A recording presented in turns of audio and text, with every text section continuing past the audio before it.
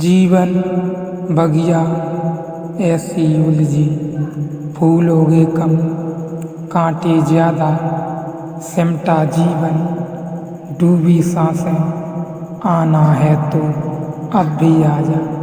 यदि आपने अभी तक पिछला अध्याय नहीं देखा है छठे प्रवचन का, तो कृपया करके पिछला अध्याय देखें, तब ही आप इस अध्याय को समझ सकेंगे। मैं इसीलिए कहता हूँ, एक स्त्री के शरीर में और एक पुरुष के शरीर में थोड़े हार्मोन का फर्क है, और कुछ भी नहीं, बहुत छोटा सा फर्क है। वह हार्मोन भी भोजन से निर्मित होता है। अगर हम एक स्त्री के शरीर से थोड़े हार्मोन बाहर कर लें तो पुरुष के शरीर में परिवर्तित होने लगेगा उसका शरीर। अगर हम पुरुष के शरीर से थोड़े से हार्मोन बाहर कर लें तो पुरुष का शरीर स्त्री के शरीर में परिवर्तित होने लगेगा। इसलिए अब बहुत दिन तक यह बंधन नहीं रहेगा आदमी के ऊपर कि वह जैसा पैदा हुआ वैसा ही रहने की मजबूरी हो। वह चाहे तो स्त्री हो सकता है, चाहे तो वह पुरुष हो सकता है, क्योंकि केवल थोड़े से हार्मोन से के फर्क की बात है। बहुत थोड़ा सा और हार्मोन भोजन है, वह भोजन से निर्मित सार तत्व है। उतने से फर्क से स्त्री और पुरुष का बोध हो जाता है, इनमें भिन्नता हो जाती है, उनमें भेद हो जाता है।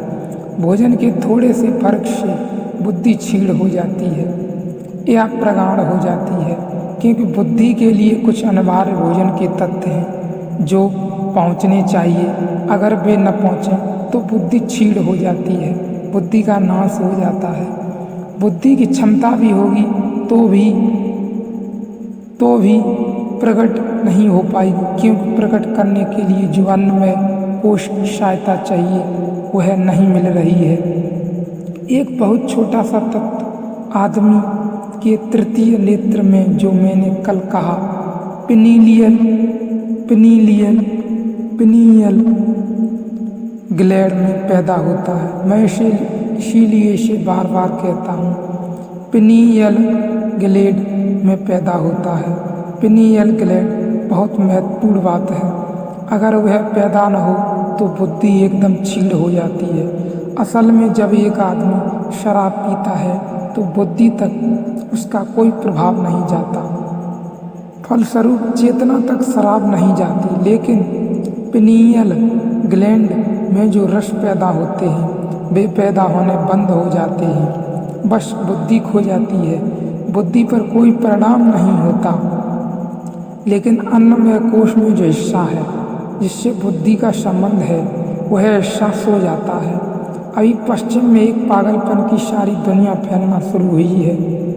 लिसर्जिक एसिड का और उस तरह की चीज़ों का वैज्ञानिक कहते हैं कि लिसर्जिक एसिड या मैस्कलीन या उस तरह की चीज़ें भी सिर्फ पिनीयल ग्लैंड पर असर करती हैं, और पिनीयल ग्लैंड में जिस तत्व के पैदा होने से मनुष्य की बुद्धि होती है, विवेक होता है, वह तत्व पैदा होना बंद हो जाता है, रुक जाता है, अवरुद्ध हो जाता है, बाधा पड़ जाती है उसमें। इसलिए कुछ आचार्य ने कहा होगा कि पश्चिम की तो नई पीढ़ी LSD का प्रयोग कर रही है, वह पश्चिम की पूरी सभ्यता को वापस जमीन पर गिरा दे, क्योंकि वह सारी सभ्यता जिस बुद्धि के आधार पर खड़ी है उस बुद्धि को नुकसान पहुंचना अनिवार्य है।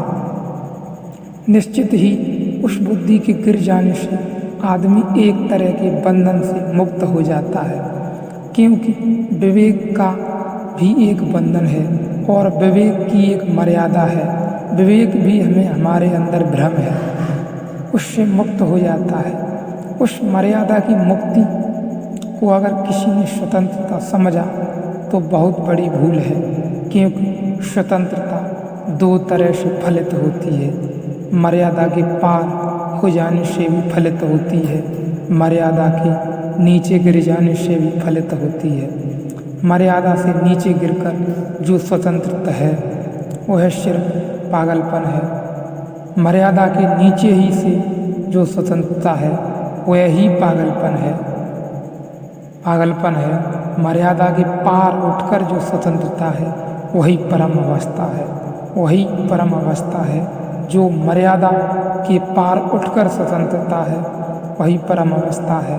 तो बहुत ही आवश्यक चीज़ है ये। मज़े की बात है कि आप जिन जानवरों का मांस लेते हैं, आपको ख्याल नहीं कि वह मांस उन जानवरों की शरीर की निर्मित है, यानी शरीर से निर्मित है, शरीर का एक कॉन्स्टिट्यूशन हिस्सा है।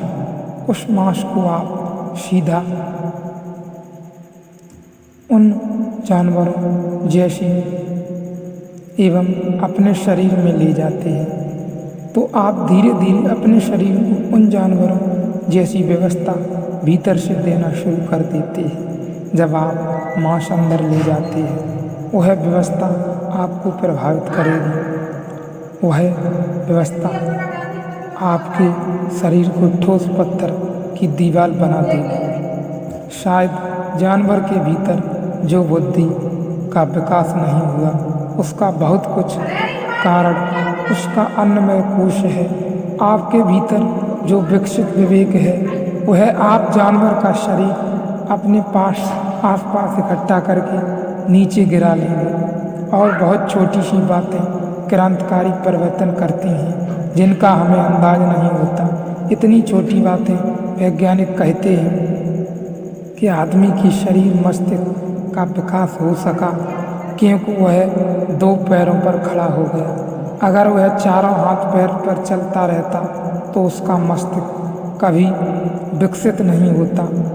इतनी छोटी सी बात क्या हम सोच सकते हैं कि इतने विवेक का फर्क कर देगी। बंदर और आदमी की, कुत्ते और आदमी की, एक आइंस्टीन में और एक बंदर में कितना फासला है।